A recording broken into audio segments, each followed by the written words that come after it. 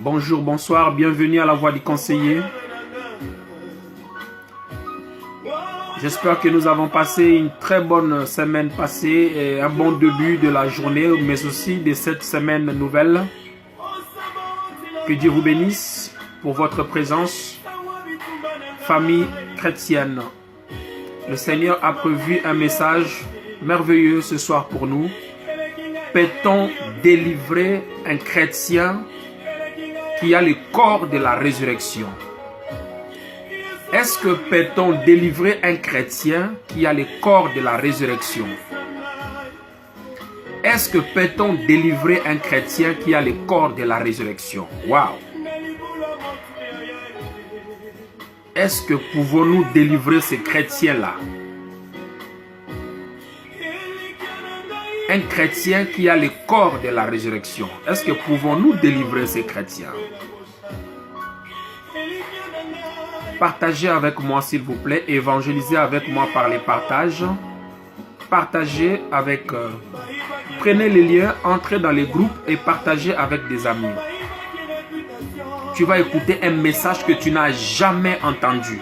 Un mystère que tu n'as jamais entendu depuis que tu es chrétien.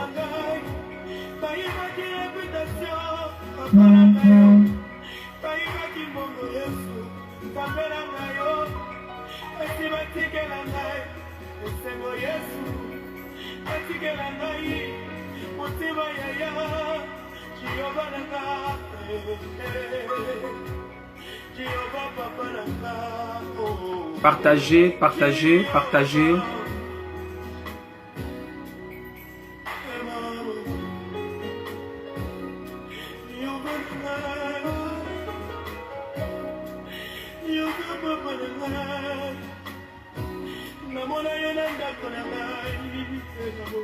Est-ce que peut-on délivrer un chrétien qui a le corps de la résurrection? Est-ce que pouvons-nous délivrer ces chrétiens-là? Ma petite sœur Bibi Basilouka, que Dieu te bénisse. Mes filles et fils, frères et sœurs en ligne, que Dieu vous bénisse abondamment.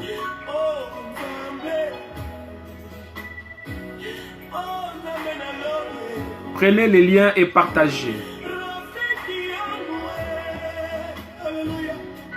Juste 5-10 minutes de partage.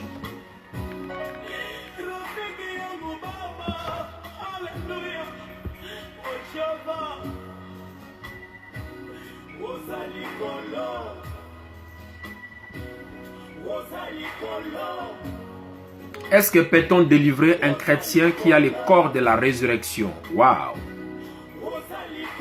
Le Seigneur nous aime tellement qu'il nous donne cette révélation. Il est tellement merveilleux, c'est Dieu. Prenez les liens, entrez dans les groupes et partagez. Entrez dans les groupes, prenez les liens, entrez dans les groupes, partagez avec des amis, partagez massivement. J'attends juste votre partage pour commencer. La sœur Lily Kapango, que Dieu te bénisse. Partagez, partagez. Est-ce que peut-on délivrer un chrétien qui a le corps de la résurrection? Waouh! Quel message, quel enseignement, Seigneur. Merci Saint-Esprit pour cette révélation. Merci Saint-Esprit.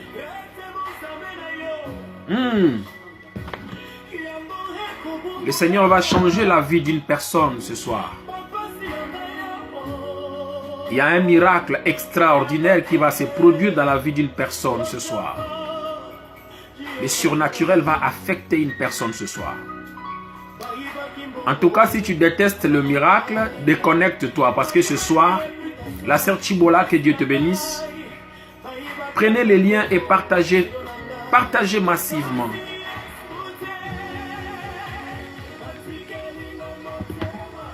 Est-ce que peut-on délivrer un chrétien qui a le corps de la résurrection? Est-ce que pouvons-nous délivrer ces chrétiens-là qui a le corps de la résurrection? Est-ce que pouvons-nous délivrer un chrétien qui a le corps de la résurrection? Est-ce que pouvons-nous délivrer un chrétien qui a le corps de la résurrection? Est-ce que pouvons-nous délivrer un tel chrétien? Faites comme moi, partagez.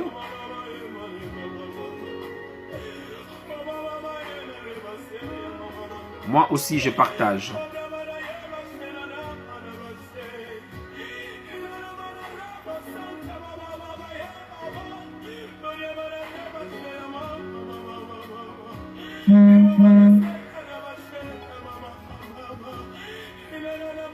Gloire au Seigneur.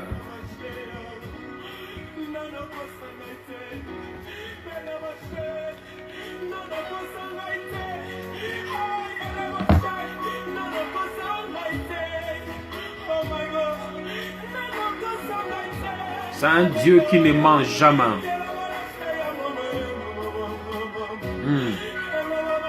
Est-ce que peut-on délivrer un chrétien qui a le corps de la résurrection? Est-ce que pouvons-nous délivrer ces chrétiens-là? Merci Saint-Esprit. Est-ce que peut-on délivrer un chrétien qui a le corps de la résurrection? Par générosité, pense à tes frères, à tes sœurs, à ta famille. Pense à eux. Partage-leur ce culte en ligne. Qu'ils viennent écouter la sagesse divine. La sagesse divine. La sagesse divine. La sagesse divine.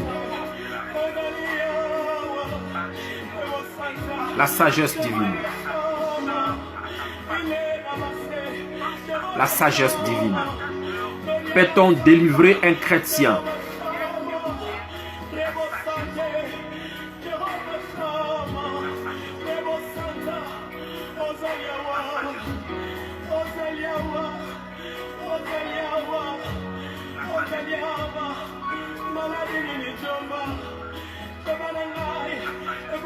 Est-ce que peut-on délivrer? Que tous ceux qui partagent parole de Dieu dans la bouche de son prophète, que Dieu comble de grâce, de la surabondance de la grâce à toutes les personnes qui partagent, qui évangélisent.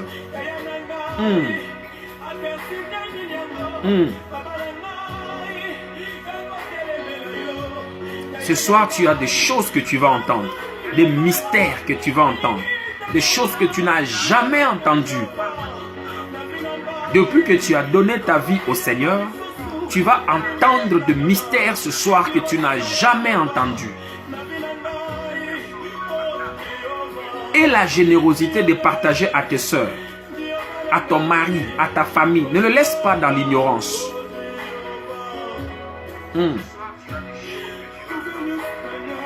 La sœur Rosalinda, que Dieu te bénisse.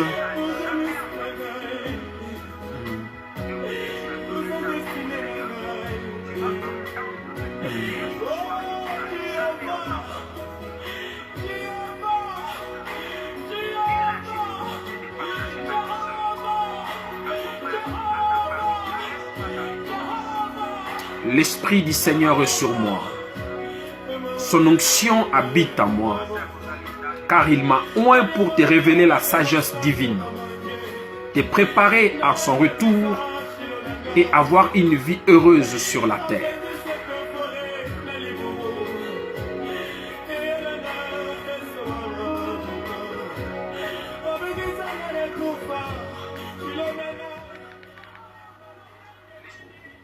Merci Saint-Esprit.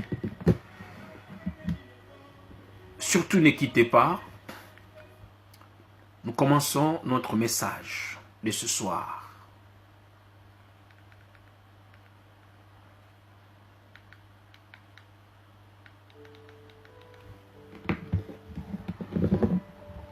Père, mon âme te bénit et n'oublie aucun de tes bienfaits.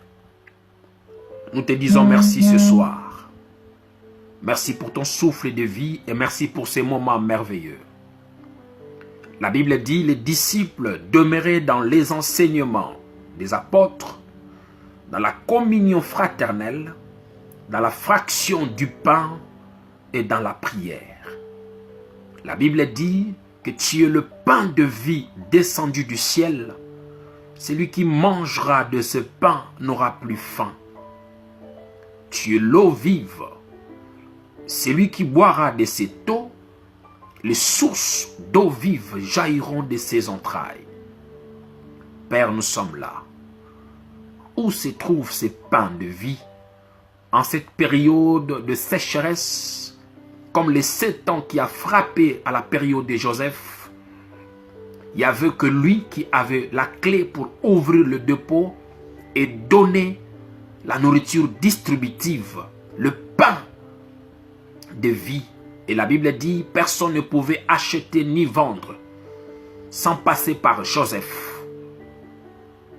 Alors que Joseph n'était pas un fils de Dieu, mais toi, tu es fils de Dieu et tu as fait de nous des co-héritiers du trône par toi qui nous as immensement aimés par la surabondance de ta grâce. Fais découler la sagesse divine pour nous préparer à ton retour et à une vie meilleure sur terre. Nous pouvons te dire, viens, nous sommes prêts, Seigneur. Au nom de Jésus-Christ de Nazareth. Amen. Gloire au Seigneur. Je suis le prophète Luvunga Moïse Damien du Centre missionnaire chrétien Montagne de Sinaï, cité de la révélation de Jésus-Christ de Nazareth à Paris. Bienvenue à La Voix du Conseiller, une émission christocentrique qui est basée sur la personne de Jésus. Le thème de ce soir, je disais tantôt, peut-on délivrer un chrétien qui a le corps de la résurrection? Est-ce que peut-on délivrer un chrétien qui a le corps de la résurrection? Colossiens chapitre 2, le verset 8. Je lis la parole. Prenez garde que personne ne fasse de vous sa proie par la philosophie et par une vaine tromperie. Prenez garde que personne ne fasse de vous sa proie par la philosophie et par une vaine tromperie, s'appuyant sur la tradition des hommes et sur le principe élémentaire du monde, et non sur Christ. 9. Car en lui habite corporellement toute la plénitude de la divinité. Vous avez tout pleinement en lui, qui est le chef de toute domination et de toute autorité. 11. Et c'est en lui que vous avez été circoncis d'une circoncision que la main n'a pas faite, mais de la circoncision de Christ qui consiste dans le dépouillement du corps de la chair. 12. Ayant été ensevelis avec lui par le baptême, vous êtes aussi ressuscités en lui et avec lui par la foi à la puissance de Dieu qui l'a ressuscité de mort. 13.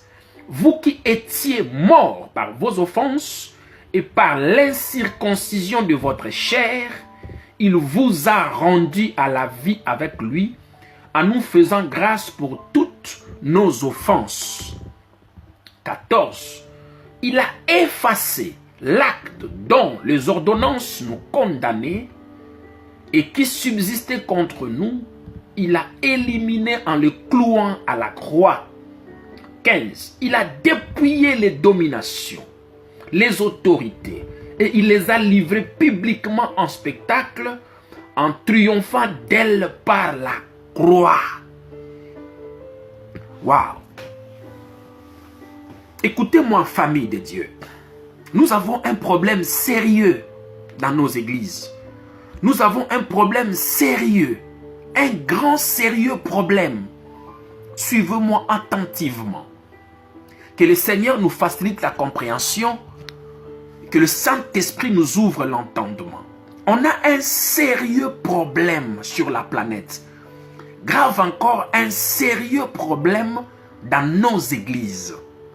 Un sérieux problème auprès des serviteurs et servantes de Dieu. C'est un grand, véritable, sérieux problème à régler. Nous avons des personnes qui prêchent, qui croient qu'un chrétien, on peut le délivrer. C'est-à-dire, celui qui est déjà devenu chrétien, qui n'a pas donné son cœur à Jésus, mais qui a reçu Jésus. Parce qu'on n'a rien à donner à Dieu. On est tellement pauvre qu'on ne peut rien lui donner. Nous recevons de lui la vie. D'ailleurs, le peu de vie, l'âme vivante que nous avons, le peu de cette vie-là, c'est lui qui nous a donné ça. La petite vie que nous avons là, c'est lui qui nous a donné ça. On ne donne pas notre cœur à Jésus-Christ. C'est lui qui nous donne. Parce que le cœur que nous avons, c'est lui qui nous a donné ça. Seigneur, je te donne tout mon cœur. Non, c'est lui. D'ailleurs, le cœur que nous avons, c'est lui qui nous a donné ça. Il nous a donné cette vie humaine et c'est lui encore qui nous donne la vie éternelle. On est tellement pauvre qu'on ne peut rien lui donner. Il y a beaucoup d'erreurs. Il y a beaucoup de bêtises qui se prêchent dans nos églises. Il y a des personnes qui croient qu'un chrétien qui Jésus a donné la vie, qui a reçu la vie de Jésus, ce chrétien-là, après avoir reçu la vie de Christ, servant de Dieu, Marlène Chimalanga, que Dieu te bénisse. Donc, ce chrétien-là, on peut encore lui passer par des processus de délivrance, de liens héréditaires, de liens de famille. Il y a des servants de Dieu, des serviteurs de Dieu qui soutiennent cette thèse, pour ne pas dire ce sujet. Il y a aussi d'autres qui soutiennent que celui qui est déjà en Christ, on ne peut plus le délivrer. Nous avons des genres de prédicateurs, des sortes de messages, des sortes d'enseignements, et l'Église est départagée à ces deux axes-là. Mais que nous dit les Écritures? Que nous dit la parole de Dieu? La première erreur dans la vie d'un croyant en ce 21e siècle, sa première erreur, s'il ne sait pas définir ce qu'on appelle ancien et ce qu'on appelle nouveau. Si un croyant ne sait pas définir ce qu'on appelle ancien, l'apôtre Paul, double honneur, que Dieu te bénisse. Si un chrétien ne sait pas définir ce qu'on appelle ancien de ce qu'on appelle nouveau, c'est la première cause de son erreur.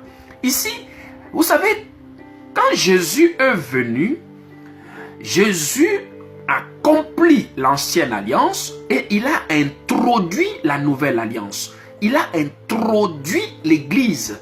L'Église est née du Christ.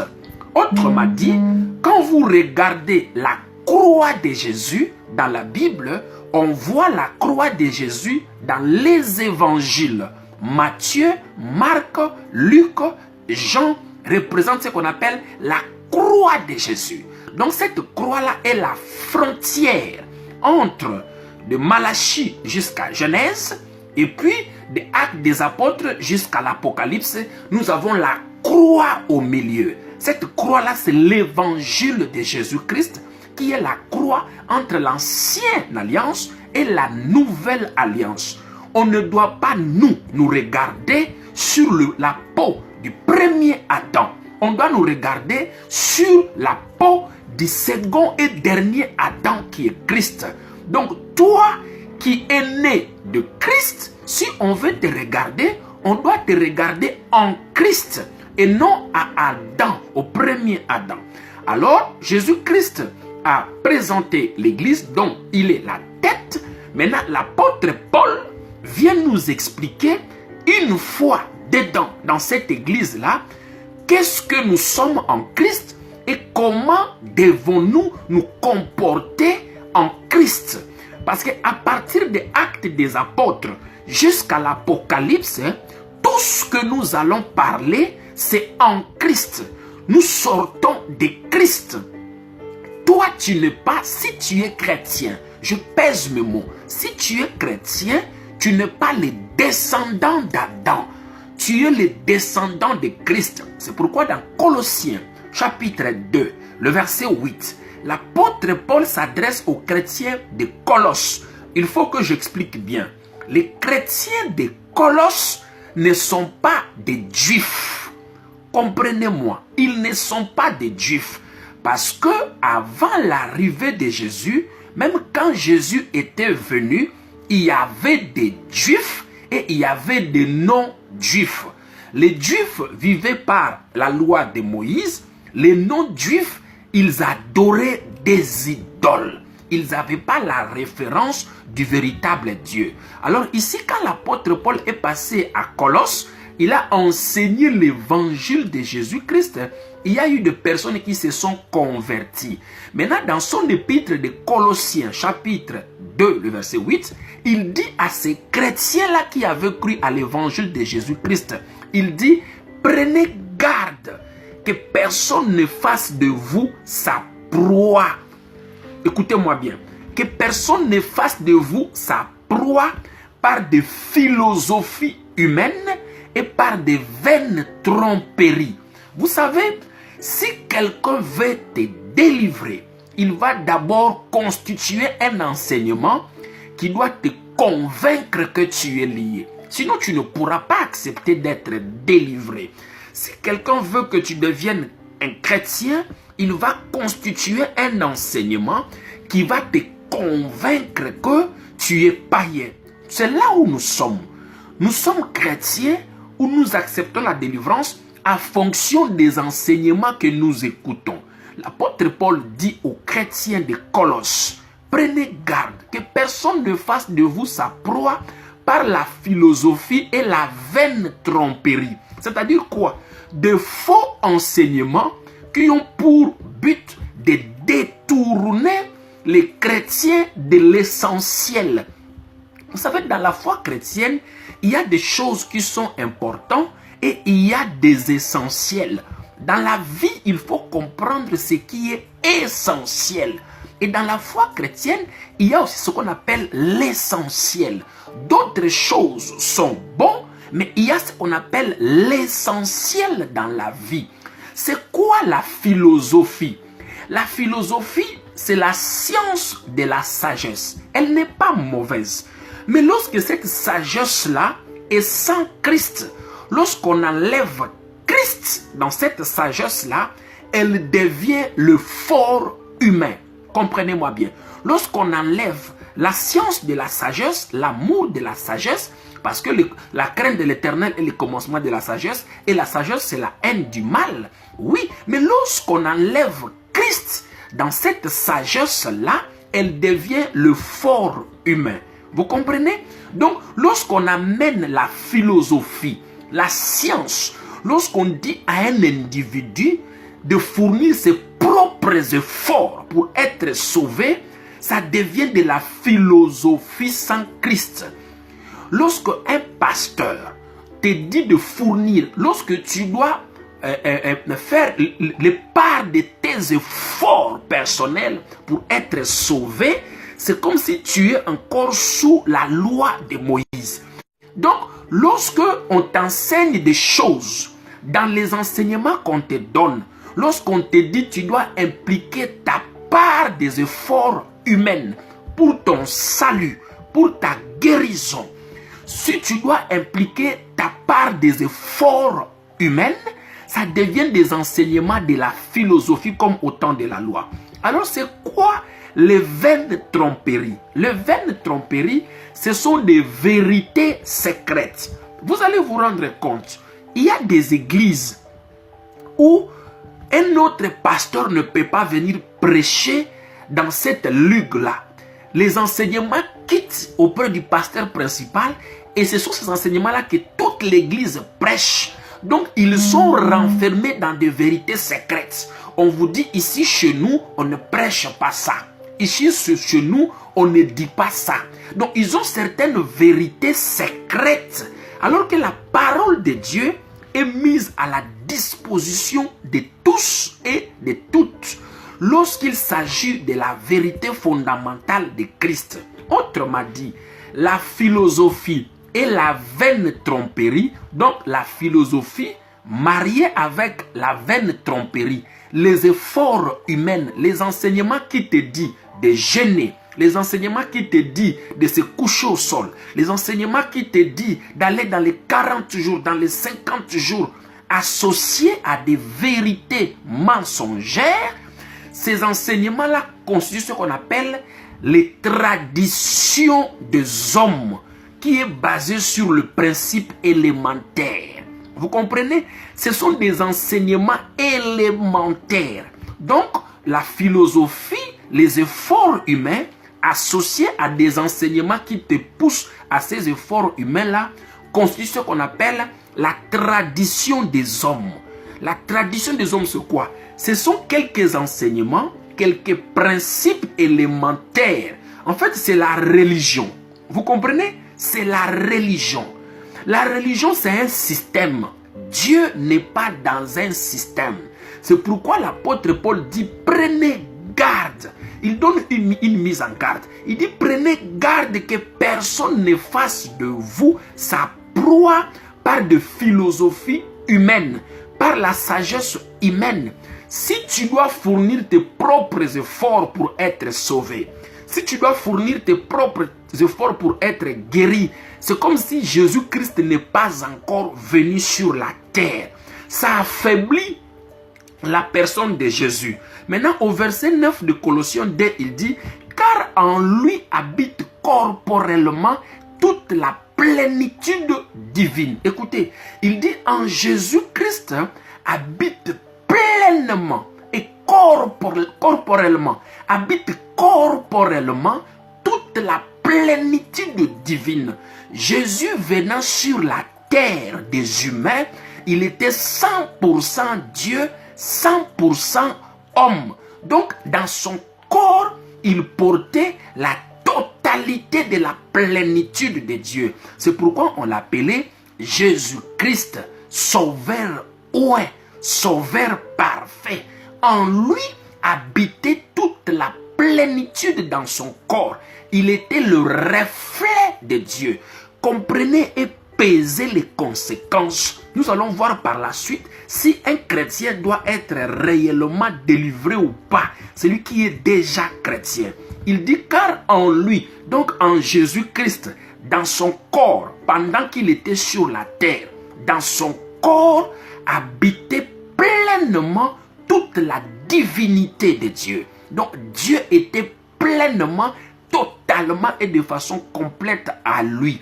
Alors, si Jésus-Christ, toi qui es chrétien qui me suis, si Jésus-Christ, tu crois qu'il était fils de Dieu et il était réellement Dieu parce qu'en lui habitait toute la plénitude. Ce n'est pas moi. C'est dans Colossiens chapitre 2, le verset 9. On dit car en lui habite corporellement. Donc physiquement, corporellement.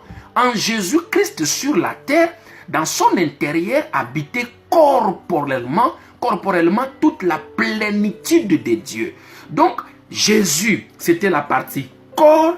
Christ, c'était la partie divinité. On voyait Jésus, mais on ne voyait pas Christ. C'est ça en fait, lorsqu'il était venu sur la terre. Lorsqu'on n'explique pas ces choses clairement, quelqu'un peut venir facilement te manipuler par des philosophies humaines, par de vaines tromperies. Vous comprenez? Donc Jésus, c'était sa partie physique.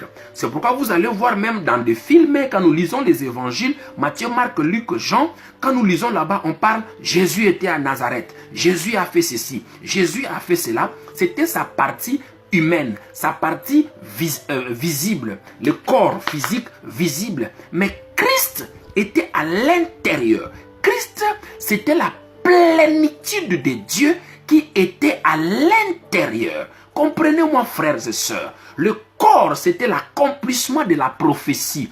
Il est l'accomplissement de tout ce qui a été dit et écrit dans la loi, les psaumes et les prophètes. L'accomplissement de la promesse sur le trône de David. Le sceptre ne s'éloignera pas sur ton trône jusqu'à ce que vienne le Messie. Donc Jésus, c'était la partie physique, mais Christ veut dire Messie, pouvoir, onction, divinité, Dieu. Ce qu'on appelle Christ, autrement dit, Saint-Esprit s'appelle Christ. Donc dans le corps, il était physique, mais à l'intérieur, c'était tout un Dieu tout-puissant. Je vais encore simplifier. Elohim, il était à l'intérieur. Christ, Dieu, dans sa plénitude, habitait le corps de Jésus sur la terre. Je ne parle pas encore de chrétiens. Je parle d'abord de Jésus. Alors, si Jésus était venu sur la terre dans un corps semblable au nôtre et qu'à l'intérieur, il était Dieu, pourquoi nous devons encore, nous les chrétiens d'aujourd'hui, se satisfaire, être contents des enseignements qui minimisent, les enseignements qui minimisent et qui ignorent le Seigneur Jésus-Christ et sa personne, s'il vous plaît. S'il était Dieu corporellement et Dieu intérieurement, alors comment est-ce que nous pouvons encore se fier à des enseignements? Il y a des enseignements qui diminuent la puissance de la divinité de Jésus. Il y a des enseignements et des prédications que moi j'appelle, je m'excuse, de bêtises, que moi j'appelle des choses qui réduisent la personne de Christ, qui réduit la divinité de Christ. Au verset 10 de Colossiens chapitre 2, il dit, nous avons tout pleinement en lui, qui est le chef de toute autorité et de toute domination. Il dit, prenez garde que personne ne fasse de vous sa proie par des enseignements de philosophie humaine et de vaines tromperies. Et ensuite, il dit encore, en lui habite corporellement, pleinement la divinité, corporellement la plénitude de la divinité. En lui habite corporellement la plénitude de la divinité. 10, il dit, nous avons tout pleinement en lui, qui est le chef de toute domination et de toute autorité. Maintenant là, il tourne vers nous les chrétiens. Il dit, si Jésus, il est Dieu dans sa totalité, nous qui l'avons accepté, nous avons tout pleinement en lui. Or que lui est le chef de toutes les dominations et de toutes les autorités. Maintenant, comment est-ce que nous avons tout en Jésus-Christ, nous les chrétiens? Il dit, nous avons tout, adverbe de quantité, nous les chrétiens, nous avons tout pleinement en Jésus-Christ, qui est le chef de toute domination et de toute autorité. S'il vous plaît, vous savez ce qui s'est passé quand Jésus est mort et ressuscité? Il y a quelque chose d'extraordinaire qui s'est passé, frères et sœurs. Quelque chose d'extraordinaire. Et qu'est-ce que nous avons reçu dans sa mort et dans sa résurrection? Et comment est-ce que nous avons toutes choses en lui, qui est le chef? Lorsqu'il est sorti de la tombe, il a dit une phrase extraordinaire. Il a dit, tout pouvoir m'a été donné. Tout pouvoir m'a été donné, sans exception aucune, dans les cieux, sur la terre et sous la terre. Et dans Colossiens chapitre 2, le verset 9, l'apôtre Paul dit, en lui nous avons tout. En lui nous avons tout. Lui qui est le chef des dominations et des autorités. 11. L'apôtre Paul, dans le verset 11, il dit, et c'est en lui que vous avez été circoncis d'une circoncision pas faite de main d'homme, mais de la circoncision de Christ. Or, nous savons tous que la circoncision était le signe d'appartenance, que tu es le fils d'Abraham si tu étais juif. Tout mâle devait être circoncis pour faire appartenir de la descendance d'Abraham. C'est cette circoncision-là qui identifie que tu es juif descendants d'Abraham, héritiers de la promesse. Mais l'apôtre Paul dit ici que nous les chrétiens, nous n'avons pas été sauvés par la circoncision faite des mains d'hommes, mais par la circoncision du Christ. Autrement dit quoi? C'était des rituels humains, c'était des efforts humains, mais nous n'étions pas sauvés par des efforts humains. Nous sommes sauvés par la mort et la résurrection de Christ. Parce que autrefois dans la loi, c'était des efforts humains. On devrait utiliser des efforts humains. Pour être descendant, héritier de la promesse d'Abraham, tu devais passer par la circoncision. Prendre des métaux, prendre du fer, te passer par une petite opération. Comme on circoncie tous les jeunes garçons qui naissent, les enfants qui naissent, les jeunes garçons, nous aussi, quand nous naissions, c'était des efforts humains. Paul dit ici, nous ne sommes pas sauvés par ces efforts humains-là, mais nous sommes sauvés par la circoncision de Christ. Alors c'est quoi la circoncision de Christ? Autrement dit, c'est quoi devenir chrétien? C'est quoi être chrétien? Romains chapitre 6, le verset 11. Je lis la parole. Romains chapitre 6, le verset 11. L'apôtre Paul dit, « Ainsi vous-même, regardez-vous comme morts au péché. » Écoutez bien. « Ainsi vous-même, vous les chrétiens, nous les chrétiens, regardez-vous comme morts au péché, comme vivants pour Dieu en Jésus-Christ. » Regardez-vous comme morts au péché. Quand quelqu'un vient t'enseigner sur la délivrance, il faut que tu dois te poser d'abord des questions. Est-ce que tu es mort en Christ ou tu ne l'es pas encore? Parce que lorsqu'on veut délivrer un chrétien, c'est une insulte à la personne de Jésus, insulte à l'œuvre totale, complète, parfaite et achevée qu'il a accomplie sur la croix de Golgotha. Romains chapitre 6, le verset 11. Il dit ainsi, vous-même les chrétiens, regardez-vous comme morts en Christ et vivants pour Dieu en Jésus-Christ. Vous savez, lorsqu'on a un membre de la famille qui est mort, cette personne-là est vraiment morte. Comme la mort de Jésus. La mort de Jésus a été attestée. Les gens l'ont vu, comment il a rendu l'âme sur la croix. Nous avons attesté cela, alors que ceux qui prêchent que les chrétiens doivent être délivrés, ces personnes-là croient aussi qu'un chrétien est celui qui est mort en Christ. Alors ils se contredisent eux-mêmes. J'explique. Si tu es prédicateur, apôtre, pasteur, évangéliste, prophète, tu délivres des chrétiens, moi je te pose une question.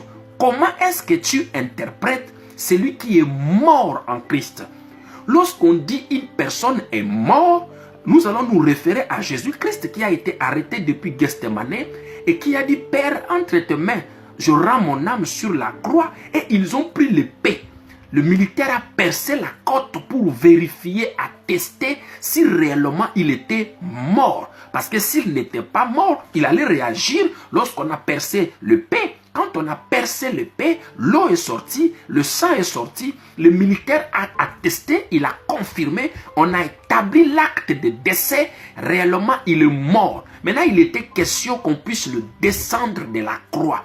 Maintenant Paul dit ici, nous les chrétiens, Colossiens chapitre 2, le verset, Romains chapitre 6, le verset 11, vous aussi Colossiens, et puis les Colossiens ils n'étaient pas des Juifs, c'est comme nous qui n'étions pas et qui ne sommes pas des Juifs de souche et de nature. Nous, c'est à nous qu'il s'adresse. Les Colossiens n'étaient pas des Juifs. Il dit, vous qui avez accepté ce Jésus-là, considérez-vous, vous qui avez accepté Jésus-là, considérez-vous comme mort en Christ, comme lui était mort. Quand tu as un membre de famille qui est décédé, tu as un membre de famille qui est mort. Si tu retournes à la maison, tu le revois, il devient un fantôme. Il devient un fantôme.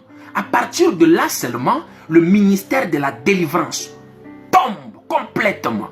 À partir de là, toute pratique, tous les enseignements, toutes les cérémonies, dans la vie d'un chrétien, à partir de là, ça tombe. Fais un constat. Lorsque tu accompagnes un corps au cimetière, on déterre la tombe, on met ce corps-là dedans, on renferme, on ne voit plus cette personne. Cette personne est morte, elle est enterrée, c'est terminé. L'apôtre Paul dit, nous devons nous considérer par la foi que cette ancienne personne-là est morte. Et si tu vis maintenant, tu vis par la puissance de Dieu. Tu vis pour Dieu, mais en Jésus-Christ. C'est comme Jésus. Frères et sœurs, prenez un grain de maïs, déterrez la terre, mettez les grains de maïs dans la terre, couvrez le sol. Le tubercule qui va sortir n'aura pas le corps des grains de maïs. Prenez un noyau de manguier, mettez ça dans le sous-sol. L'arbre qui va sortir n'aura pas le corps de ce noyau. Prenez le noyau de l'avocat, mettez ça sous le sol. L'arbre qui va sortir n'aura pas la forme de ce noyau. C'est comme Christ. Lorsqu'il s'est débarrassé des corps qui étaient déchirés, on l'a enterré. Les corps qui étaient sortis de là étaient différents de corps qu'on avait enterrés. Les corps qui étaient sortis, c'était un autre corps, frères et sœurs. C'était un autre corps. L'apôtre Paul dit dans Romains chapitre 6, le verset 11, « Considérez-vous comme morts en Christ. » On ne meurt pas à moitié en Christ. On meurt totalement. Si tu es mort à moitié, comme les gens de la délivrance disent, tu as reçu Jésus-Christ, hein, mais tu n'es pas mort totalement. Tu as reçu Jésus, mais tu n'es pas sauvé totalement. Il y a une partie qui n'est pas encore sauvée. Donc, Jésus venant dans ta vie, il a oublié de sauver ton âme. Mais quelle bêtise! Mais quelle bêtise! Et ce pasteur-là croit que lui, il est plus sage, plus intelligent, plus fort, plus puissant que Jésus, qui est venu par la foi dans ta vie. Donc, Jésus venant dans ta vie, il a oublié de réparer certaines choses. C'est ce que ça signifie. Donc, tu es mort à moitié. Il n'y a pas de mort à moitié. Ça n'existe pas. Comme me présente ces médecins-là qui peut présenter un mort à moitié. Il n'y a pas de mort à moitié. Lorsqu'on meurt dans la foi, l'ancien corps meurt. L'ancienne âme meurt. L'ancienne vie meurt. On reçoit une nouvelle vie. Nous sommes morts au péché. La preuve, tu étais quelqu'un qui s'énervait vite. Tu étais quelqu'un qui buvait l'alcool. Tu étais quelqu'un qui insultait. Mais depuis que tu es devenu chrétien, tu n'as plus la facilité de faire ces choses-là. Tu n'as plus la facilité. Donc, mort au péché. Galates chapitre 2, le verset 20. Mort aussi à la loi. C'est quoi la loi? C'est quoi la loi? Tu es mort, 1. Romains chapitre 6, le verset 11. Tu es mort au péché. Galates 2, le verset 20. Tu es mort aussi à la loi. Lorsqu'on parle de la loi, nous lisons Galates chapitre 2, le verset 20. Je lis la parole. Galates chapitre 2, le verset 20. J'ai été crucifié avec Christ. C'est Paul qui dit. J'ai été crucifié avec Christ. Si je vis, ce n'est plus moi qui vis. J'ai été crucifié avec Christ. Si je vis, ce n'est plus moi qui vis. C'est Christ qui vit en moi. Si je vis maintenant dans la chair, je vis dans la foi au Fils de Dieu qui m'a aimé et qui s'est livré lui-même pour moi. J'ai été crucifié avec Christ. Mon ancienne vie, quand quelqu'un meurt, on l'enterre. On enterre cette personne-là. On enterre ton ancienne vie. Ton ancienne vie est enterrée. Maintenant, l'apôtre Paul dit, si je vis, ce n'est plus moi qui vis. Il n'y a aucun pasteur sur la terre, aucun prophète sur la terre, aucun évangéliste, aucun apôtre qui a prêché plus que Paul. La preuve, nous-mêmes, nous inspirons des inspirations de Dieu à Paul. Nous lisons ses écritures, nous lisons ses inspirations, nous prêchons ses inspirations. Tu ne peux pas contredire Paul, parce que toi, tu n'as pas encore écrit comme Paul. Il a écrit la moitié du Nouveau Testament. La moitié du Nouveau Testament. Galates chapitre 1, le verset 9. L'apôtre Paul dit, si quelqu'un d'autre vient vous prêcher une autre évangile différent de ce que je vous ai prêché, même un ange de Dieu, qu'il soit anathème. Il dit, si je vis, Galates chapitre 2, le verset 20, si je vis, ce n'est plus moi qui vis, mais c'est Christ qui vit en moi. Qui vit en moi, si je vis maintenant dans la chair, donc dans mon corps physique. Vous comprenez? Il dit, si je vis, ce n'est plus moi qui vis, c'est Christ qui vit en moi. Une fois crucifié, j'ai été crucifié avec Christ. Lorsque Jésus est mort, il n'est plus revenu dans ce même corps-là. Les corps qu'on avait crucifiés sur la croix, Jésus n'est pas revenu avec ces mêmes corps-là. Non, il n'est pas revenu avec ces mêmes corps-là. C'est pourquoi l'apôtre Paul dit, si je suis crucifié avec lui, donc je me suis débarrassé de mon ancienne vie, de mon ancien corps du péché, le corps des liens, le corps des liens héréditaires, la loi de condamnation, les maladies héréditaires, les liens de mes parents, le sang de mon parent. Je suis crucifié. Ce corps-là est crucifié. Ce corps-là est enseveli. Maintenant, si je vis en Christ qui m'a sauvé. Si je vis dans la chair, l'apôtre Paul dit, maintenant que je suis crucifié, l'ancienne vie, l'ancien corps est enterré, le corps qui est ressorti dans la chair, ce corps-là, je vis par la foi en Jésus-Christ. Donc, tu es sauvé du péché, tu es sauvé de la loi. C'est quoi la loi? La loi, c'est les 10 commandements de Moïse, alors que tout ce qui délivre des chrétiens dans la chair, ces personnes-là utilisent quoi? La loi de Moïse, la loi de condamnation, la loi de réclamation, la loi de les liens de première génération, de deuxième génération, de troisième génération, de quatrième génération, les liens de ton père, le lien de ta mère, la loi de condamnation, la loi de réclamation. Mais attends 2 secondes, il faut qu'on comprenne bien les choses. Il faut qu'on comprenne bien les choses. Où tu es mort en Christ, ou tu ne l'es pas encore. Tu es sauvé de la loi. Troisième des choses, tu es mort au monde. Le monde n'est pas l'église. Tu es mort au péché, tu es sauvé de la loi et tu es mort au monde. Le monde n'est pas l'église. Le monde, c'est un secteur païen. Galates chapitre 6, le verset 14. L'apôtre Paul dit, pour ce qui me concerne, loin de moi la pensée de me glorifier autre chose que la croix de notre Seigneur Jésus-Christ de Nazareth, par qui le monde est crucifié pour moi. Pour ce qui me concerne, loin de moi la pensée de me glorifier autre chose que la croix de Jésus-Christ, par qui le monde est crucifié pour moi. L'apôtre Paul dit, pour moi qui suis chrétien, loin de moi de prêcher autre chose, loin de moi d'enseigner autre chose, loin de moi de glorifier autre chose que le Seigneur Jésus-Christ de Nazareth. Par qui? Donc par lui Jésus, toi et moi qui sommes chrétiens, par lui Jésus, le monde est crucifié pour nous. Le monde est crucifié pour nous. Alors que lorsqu'on veut délivrer un chrétien, on suppose que les choses du monde sont encore en lui. Galates chapitre 6, le verset 14. Galates chapitre 6, le verset 14. Pour ce qui me concerne, pour ce qui nous concerne, nous les chrétiens, loin de nous de glorifier d'autres enseignements, loin de nous de glorifier d'autres prédications, que de parler de Jésus-Christ de Nazareth. Par lui, le monde est crucifié pour nous les chrétiens. Le monde est crucifié pour un chrétien qui est né de nouveau, qui est mort en Christ. Le monde est crucifié. Le monde est crucifié pour lui. Alors que lorsqu'on suppose que les choses du monde sont en toi, tu n'es pas encore chrétien. Tu n'es pas encore chrétien. Parce que le monde, la loi et le péché sont morts dans ton ancien corps, dans ton ancienne vie.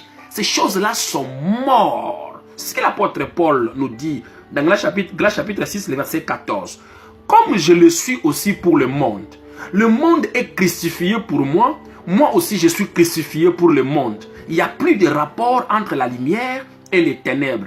Car ce n'est rien d'être circoncis et rien d'être incirconcis. Écoutez ce que l'apôtre Paul dit. Il dit, ce n'est rien d'être circoncis, ce n'est rien aussi de ne pas être circoncis. Donc, ce n'est rien de faire 40 jours, ce n'est rien de faire 120 jours de jeûne, ce n'est rien de se coucher au sol. C'est ce que l'apôtre Paul dit. Ce n'est rien.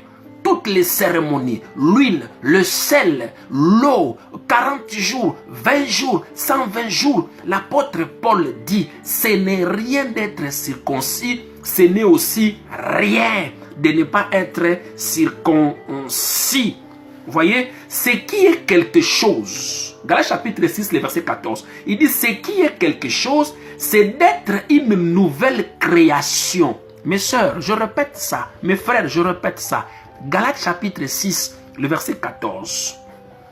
Pour ce qui me concerne, moi chrétien, ce qui me concerne, loin de moi la pensée de me glorifier autre chose que notre Seigneur Jésus-Christ de Nazareth. Donc quand un pasteur vient dans votre église, écoutez ce qu'il est en train de glorifier dans ses enseignements, ce qu'il est en train de glorifier dans ses prédications.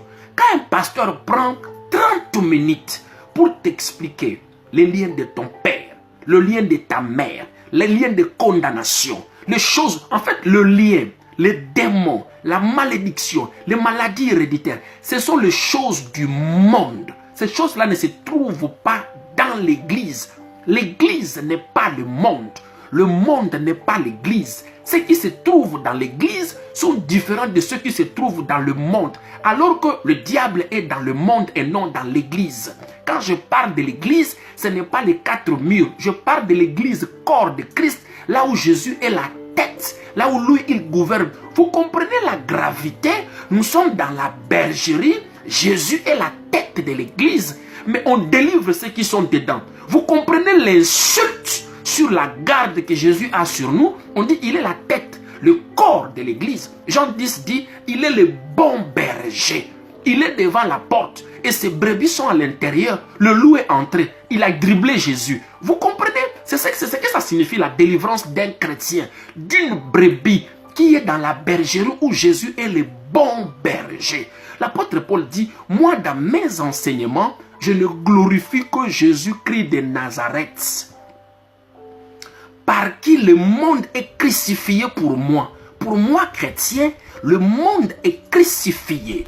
Le lien, les démons, la malédiction, le lien des familles, la condamnation des familles, toutes ces choses-là que, je veux dire, soit ils sont dans l'ignorance, soit ils ont touché au fétiche. Ils ont touché au fétiche pour enseigner la fascination, pour enseigner la philosophie humaine, pour enseigner de vaines tromperies, pour tirer profit. Regardez dans ces églises-là, lorsqu'on enseigne les enseignements du monde, la philosophie du monde, parce que les démons sont dans le monde, le Satan est dans le monde, les liens sont dans le monde. Ces choses-là ne se trouvent pas dans l'église. L'église est faite pour ceux qui sont sauvés en Christ. C'est pour qui le monde est crucifié pour les chrétiens. Et les chrétiens aussi sont crucifiés pour le monde. L'apôtre Paul ajoute, dans Galates chapitre 6, le verset 14, la partie C du verset, l'apôtre Paul dit, car être circoncis, ce n'est rien.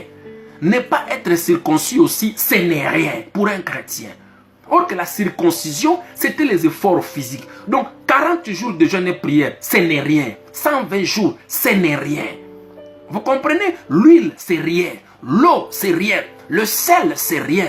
Mais qu'est-ce que l'apôtre Paul dit? L'apôtre Paul dit, ce qui est quelque chose, ce qui est l'essentiel, ce qui est quelque chose, ce qui est l'essentiel, c'est d'être une nouvelle création. My God. C'est d'être une nouvelle création. Nous ne sommes pas seulement morts en Christ, mais nous sommes aussi ensevelis avec lui. My God. Écoutez s'il vous plaît, je vais simplifier les choses. Nous ne sommes pas seulement morts en Christ, mais nous sommes aussi ensevelis avec Jésus-Christ. Donc, qu'est-ce que cela signifie? Regardez Jésus. Il est venu dans la nature humaine. Jésus, c'était le corps. Christ, c'était Dieu qui était à l'intérieur. On l'a arrêté. Le monde l'a arrêté. On l'a drainé sur le chemin de Gabata.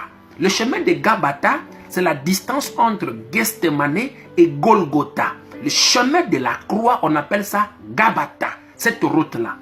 Jusqu'à Golgotha. À Golgotha, il a été crucifié. Paul dit, si je ne suis pas seulement crucifié avec lui. Crucifié veut dire il est mort. L'acte de décès a été approuvé par les soldats. Le soldat a pris l'épée, il a percé la côte.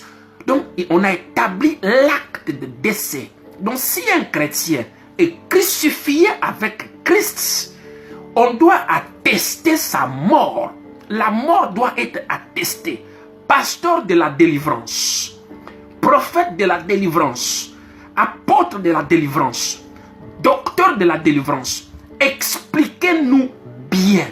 Quand tu dis séminaire de la délivrance, croisade de délivrance, il faut nous expliquer.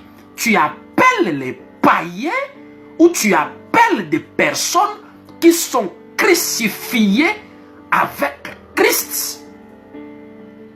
Il faut nous expliquer, ouvrir la Bible, nous ressortir des références bibliques des chrétiens. Je parle des chrétiens. Nous ne sommes pas des juifs, nous sommes des chrétiens. Chrétien veut dire Christ dans l'homme. Vous comprenez? Ce qui était à l'intérieur de Jésus. Ce qui était à l'intérieur de Jésus. C'est ce que nous sommes. Car Jésus a été crucifié, mais Christ n'a jamais été crucifié. Jésus a été arrêté, mais Christ n'a jamais été arrêté. Jésus a été frappé, mais Christ n'a jamais été frappé. Christ était invisible. La plénitude de la divinité de Dieu qui était à l'intérieur de lui. On a arrêté Jésus, mais on n'a pas arrêté Christ. On a frappé Jésus, mais on n'a pas frappé Christ.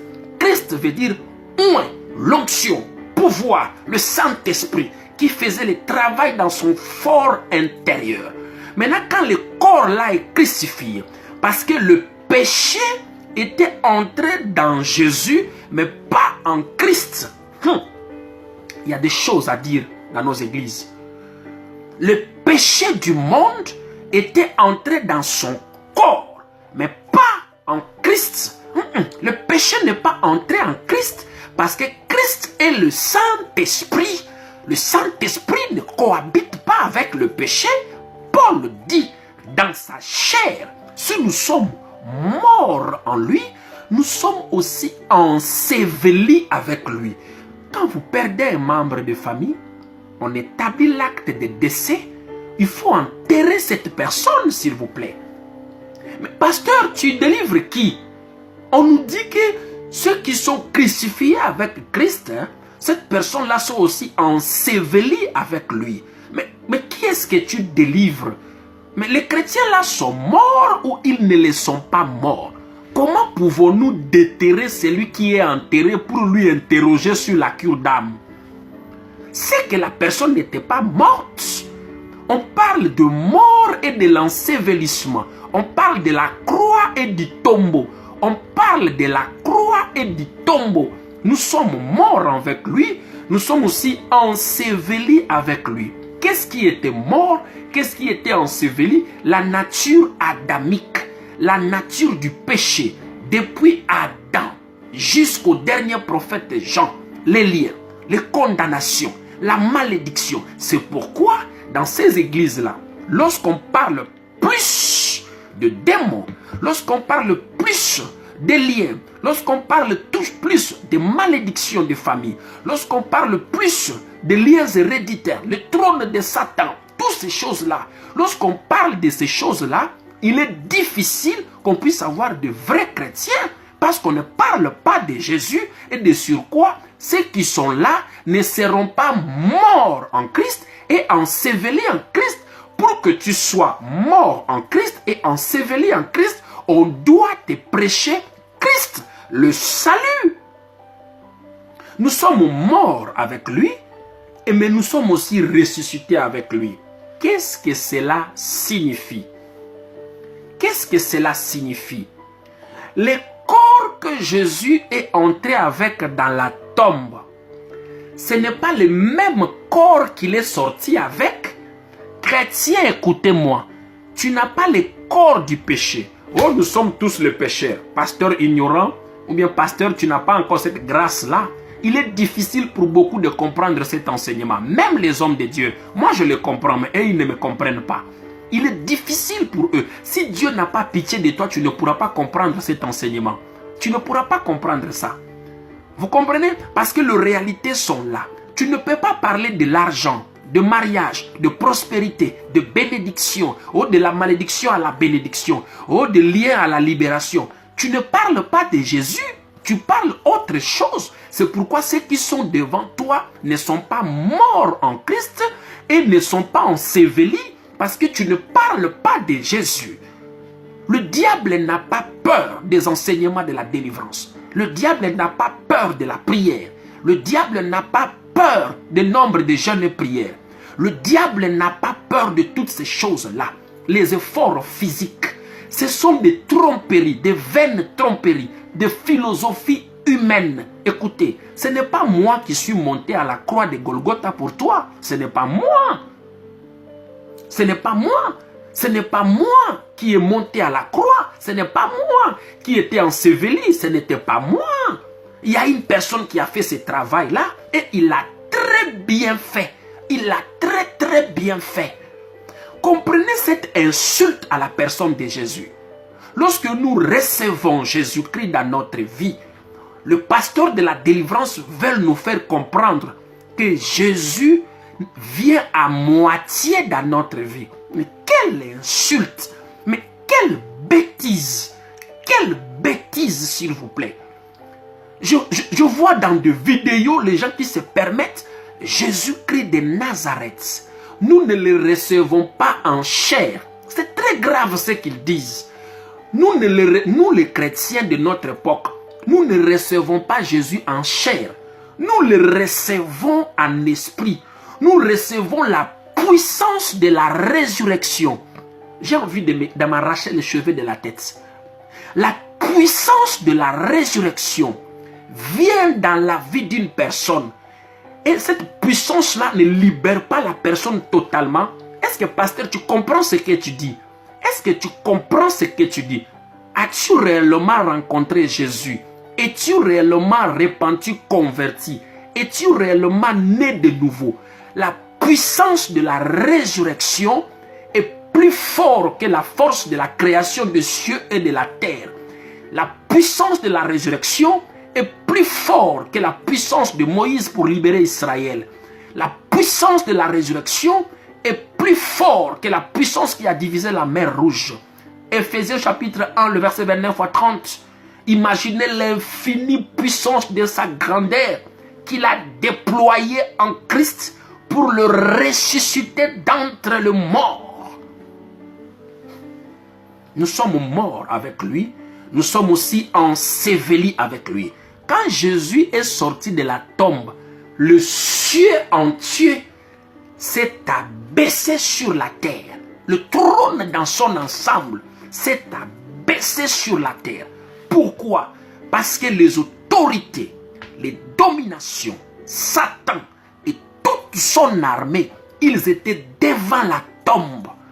C'était la dernière chose. Si Jésus, Dieu, ratait de le faire sortir de là, c'était terminé. Nous, quand nous sommes morts en Christ, nous sommes ressuscités avec lui. Le corps qu'il est entré avec, ce n'est pas le même. Regardez même le film, pasteur. Regardez le film. Si vous ne comprenez pas par la parole, comprenez par le film de Jésus. Lorsqu'il sort de la tombe, il a un corps de résurrection. Pas le corps de gloire. Attention. Parce que lorsqu'il est monté, ce corps-là a disparu. Donc, chrétien, Quand tu n'as pas encore donné ta vie à Jésus, tu as le corps de l'agneau. Tu as le corps de l'agneau. Tu as le corps de l'agneau. Tu es brebis. Quand tu meurs, tu ressors là, tu as le corps de la résurrection. Tu n'as pas le corps du péché. Le corps de la résurrection, quand Jésus est sorti de la tombe, Marie de Magdala l'a vu. C'est par la foi à la puissance de Dieu qui a resté Jésus-Christ d'entre les morts que nous vivons. Exactement. Maintenant, quand nous descendons au verset 13 de Colossiens 2, là où nous sommes, donc, là, comprenez que le verset 13 dit quoi? Je vais lire la parole. Le verset 13. Vous qui étiez morts par vos offenses et par la circoncision de votre chair, il vous a rendu la vie avec lui en nous faisant grâce pour toutes nos offenses. Nous qui étions morts par le péché, par sa mort et sa résurrection, il nous a donné la vie. Donc quand nous sommes morts en lui, et il nous a donné la vie et le pardon de nos péchés. Le pardon de nos péchés. La Bible dit dans 1 Jean 1,9, lorsqu'il pardonne, il efface, il oublie. On appelle ça la rémission du péché. Donc ton ancienne vie est restée dans la tombe. Tu sors une nouvelle création. Comment une telle personne, quelque chose de nouvel, quelque chose qui vient de naître, un bébé qui vient de naître dans la maternité, ce bébé n'a pas de passé. Mais pasteur, la personne reçoit Jésus et toi tu dis encore qu'on doit le délivrer, on doit faire la cure d'âme. Tu dois faire la cure d'âme à un bébé qui vient de sortir de la maternité. Entre nous, un bébé qui vient de sortir de la maternité aujourd'hui, à l'instant même, le bébé vient de sortir de la maternité. Quelle cure d'âme tu vas faire à ce bébé-là? Quel passé? Physiquement, il n'a aucun passé. On cherche même un nouveau nom pour donner à ce bébé. Le bébé qui vient de naître, Jean chapitre 1, le verset 12 jusqu'à 14, à tous ceux qui l'ont reçu et à ceux qui croient en son nom, il leur a donné le pouvoir de devenir enfants de Dieu, lesquels sont nés ni de la chair, les efforts humains tombent, ni du sang, le lien d'Adam tombe, mais de l'esprit. La nouvelle naissance, c'est naître de Dieu. Naître de Dieu. Tu es sorti de Dieu. Tu es sorti de Dieu. Tu es un bébé neuf. Neuf. Maintenant, l'apôtre Paul dit par là, nos offenses sont pardonnées. Nous sommes une nouvelle création. Quelque chose qui n'a jamais existé sur la terre. Une nouvelle création. Quand vous avez votre bébé à la maternité aujourd'hui, et maintenant, un pasteur vient pour l'interroger que le bébé là avait volé quelque chose, le bébé là avait maudit quelqu'un, le bébé là s'était battu avec quelqu'un, le bébé là avait fait ceci, vous allez le voir comme si sa tête ne fonctionne pas bien. C'est comme s'il est devenu fou, toc toc, il a perdu la connaissance, il a bu l'eau de Javel. C'est ce qu'on enseigne aux chrétiens, aux véritables chrétiens qui ont reçu Jésus-Christ dans leur vie. Le véritable chrétien qui a reçu Jésus-Christ dans leur vie, dans sa vie, c'est comme un bébé qui vient de naître dans la maternité. Ce bébé-là n'a pas de passé. C'est un nouveau bébé. C'est une nouvelle création. Il vient de naître dans la maternité. Tu ne peux pas dire à un bébé qui vient de naître qu'il a volé. Tu ne peux pas dire à un bébé qui vient de naître que ce bébé-là s'est battu avec quelqu'un, qu'il a chamaillé avec quelqu'un, que ce bébé-là a créé des problèmes. C'est impossible. Un bébé qui vient de naître, tu dis qu'il a créé des problèmes. Quel problème ce bébé a créé? C'est comme quelqu'un qui a accepté Jésus. Il est né de Dieu. Il est une nouvelle création. Donc quelque chose qui n'a jamais existé. Mais la chose là qui n'a jamais existé, toi tu dis qu'il a les liens de son père, le lien de sa mère, le lien de ses parents. Tu dois... Mais attention. Et celui qui était mort. Parce que nous sommes morts en Christ. C'est pourquoi je dis la cure d'âme, c'est culte démoniaque. C'est un culte de mort. Parce que vous voulez interroger la personne qui est morte. Nous sommes morts et ensevelis. Nous sommes morts et ensevelis. Jésus était mort et on l'a enseveli. Il était mort, on l'a enseveli. Nous sommes morts et ensevelis. On fait la cure d'âme à une personne qui n'est pas encore sauvée. Parce que dans la cure d'âme, on suppose qu'il y a un démon derrière. On suppose qu'il y a un péché derrière.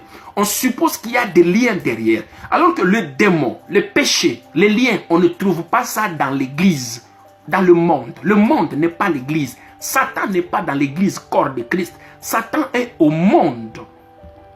Autrement dit, vous remettez en cause ce que Jésus a accompli sur la croix. Nous, en tant que chrétiens, nous n'avons pas le corps du péché. Nous avons le corps de la résurrection. Lorsqu'il est sorti de la tombe, Marie de Magdala l'a vu. Les disciples ont vu le corps. Notre corps ici, en tant que chrétien, ce n'est pas un corps du péché. Ne dites jamais que je suis un pécheur. Non, tu n'es pas un pécheur. Tu es un saint. Tu es un saint. 14. Colossiens chapitre 2. 14, nous allons finir par là. Lisons la parole. Écoutez ce qu'il a dit maintenant. 14. Il a effacé l'acte dont les ordonnances nous condamnaient. Saint-Esprit de Dieu, facilite-nous la compréhension. Écoutez, Colossiens chapitre 2, le verset 14. Là maintenant, l'apôtre Paul retourne sur lui-même Jésus-Christ. Il a effacé l'acte dont l'ordonnance nous condamnait et qui subsistait contre nous. Il a effacé l'acte dont l'ordonnance nous condamnait et qui subsistait contre nous. Il a éliminé en les clouant à la croix. Il a effacé l'acte dont l'ordonnance qui nous condamnait. L'acte qui subsistait contre nous, il a éliminé en les clouant à la croix. 15. Il a dépouillé les dominations, les autorités. Il les a livrées publiquement en spectacle en les triomphant d'elles à la croix. Chers pasteurs, chers apôtres, chers prophètes, chers évangélistes, chers servants de Dieu, chers responsables du ministère de la délivrance, la question que je pose, êtes-vous plus fort que Jésus? Êtes-vous plus sage, intelligent que Jésus? Pourriez-vous faire le travail que Jésus a fait? Même si Jésus a dit, ceux qui croient à moi feront des miracles plus que moi. Qui est déjà entré volontairement dans la terre et ressortir? Qui? Avez-vous déjà entendu ça? Quelqu'un est entré volontairement dans la terre, on l'a couvert et il est ressorti. Qui a déjà fait ça? Et Jésus a dit, on fera des miracles plus que lui. Écoutez ce qu'il dit. Il a dépouillé. Écoutez, il a dépouillé les dominations. L'ordonnance qui nous condamnait là, ce qui subsistait contre nous, il s'agit de quoi? C'est la loi de Moïse. Lorsqu'on dit, il a dépouillé l'acte qui nous condamnait. L'acte, les ordonnances là, c'était quoi? Les 10 commandements. C'est les 10 commandements qui nous condamnaient. Les ordonnances de condamnation, ce sont les 10 commandements qui existaient, qui subsistaient contre nous. Il a cloué ça à la croix. Les 10 commandements, c'était la loi de Moïse. Les 10 commandements, c'était des liens, des maladies héréditaires. Les parents ont péché, la descendance descend. Depuis le cordon ombilical d'Adam, Jésus n'est pas venu couper le cordon ombilical. Il est venu ôter. Vous comprenez? Il est venu ôter. L'acte qui nous condamnait, Jésus a cloué ça à la croix. Parce que l'homme était imparfait pour obéir aux 10 commandements. Nous n'avons pas eu la capacité d'obéir à tous ces 10 commandements. C'est pourquoi la mort, le lien, la malédiction pesaient encore contre nous. Voyez, toutes ces choses-là pesaient encore contre nous parce que nous étions incapables d'obéir à ces 10 commandements. Vous voyez, il a éliminé ça à la croix. Il a porté toutes ces choses-là. La Bible est claire et noire sur blanc. Au verset 15, il dit, il a dépouillé les dominations. C'est lorsqu'on parle de dépouiller. Dépouiller les dominations veut dire qu'il les a vidées complètement. Il a dépouillé les dominations, les autorités. Il les a livrées publiquement en spectacle en les triomphant sur la croix de Golgotha. Les démons avec qui Jésus a combattu étaient plus forts que les démons qui sont maintenant à notre époque. Satan qui a tenté Jésus était plus fort que Satan qui est à l'heure actuelle à notre époque. Parce que quand Jésus était sur la terre, sa tête n'était pas encore ouverte. Mais lorsqu'il a dit tout est accompli, il a écrasé. Nous avons un ennemi vaincu. Un ennemi qui est déjà vaincu. Il peut intimider ceux qui sont dans le monde, mais ils ne peuvent pas intimider nous qui sommes en Christ. Pourquoi les liens d'Adam, le péché d'Adam, les démons triomphaient à cette époque-là? Parce que l'homme était imparfait pour obéir à tous les 10 commandements de la loi. Vous allez entendre dans les églises de délivrance, on parle la loi de condamnation, la loi de réclamation, la loi de l'hérédité, des maladies héréditaires, la loi de l'élastique, un démon qui part, qui revient. Et ce sont des lois de condamnation. On dit une facture est soldée lorsque la dette est payée. On dit une facture est soldée lorsque la dette est payée. Tant que la dette n'est pas encore payée, nous ne pouvons pas dire que la facture est soldée. On peut solder une facture que si la dette est payée. On dit une facture est soldée quand la dette est payée. Mais le fait de délivrer celui qui est déjà en Christ, c'est comme si sa dette n'a pas été encore payée. Ses péchés n'ont pas été encore pardonnés. C'est ça en fait. Et lorsqu'il a payé toutes ces choses-là, il a établi la famille. Romains chapitre 4, Romains chapitre 10, le verset 4 dit « Car Christ est la fin de la loi, la justification de tous ceux qui croient. » Car Christ est la fin de la loi pour la justification de tous ceux qui croient. Romains chapitre 10, le verset 4. « Car Christ est la fin de la loi pour la justification de tous ceux qui croient. » Jésus est la fin de la loi. Il a clôturé tous les liens de l'ancienne alliance, tous les liens de l'ancien testament, des maladies héréditaires, les démons de ceci, les démons de cela, les démons de tous. L'être humain est incapable de se délivrer de lui-même. C'est impossible. Il est incapable. Aucun pasteur ne peut délivrer quelqu'un. C'est impossible. C'est pourquoi, lorsqu'il est sorti de la tombe, Marie de Magdala a voulu le toucher. Il a dit, Marie, attention, je suis sûr et certain que tu me confonds avec les Jésus qui mangeait avec vous. Le corps de la résurrection. Lorsqu'il est sorti de là, il a dit à Marie de Magdala, attention, je suis sûr et certain. Regardez un peu la conversation de Marie de Magdala avec les anges. Marie de Magdala n'avait pas encore la conscience que celui qui était là, c'était Jésus. Il n'avait pas encore la conscience. Il conversait comme c'était des êtres naturels. Jusqu'à ce que Jésus lui a dit, Marie. Sans hésiter, il a dit, Rabouni. Parce qu'il a reconnu la voix là. Lorsqu'il a voulu le toucher, Jésus a dit, attention. Tu penses que je suis toujours le maître qui était avec vous? Celui qui est là maintenant, c'est le véritable chrétien. Ce que je vous disais autrefois, vous devrez mourir et être ressuscité. Je veux mourir, je serai ressuscité. C'est le corps là que vous voyez actuellement là. C'est ce corps là que vous en avez besoin.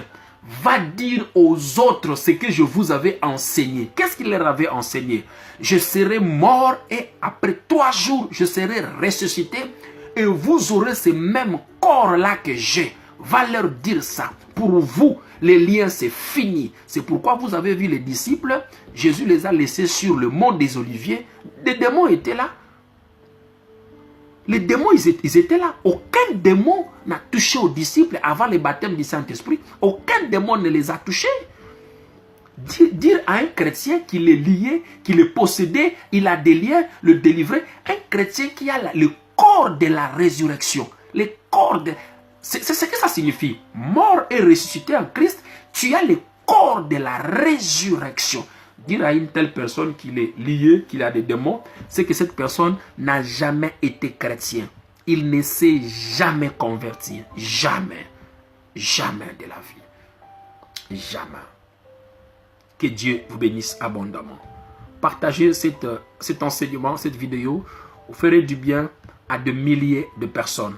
Si quelqu'un veut te délivrer, si quelqu'un veut te faire la cure d'âme, pose-lui la question. Et je vous donne un signal.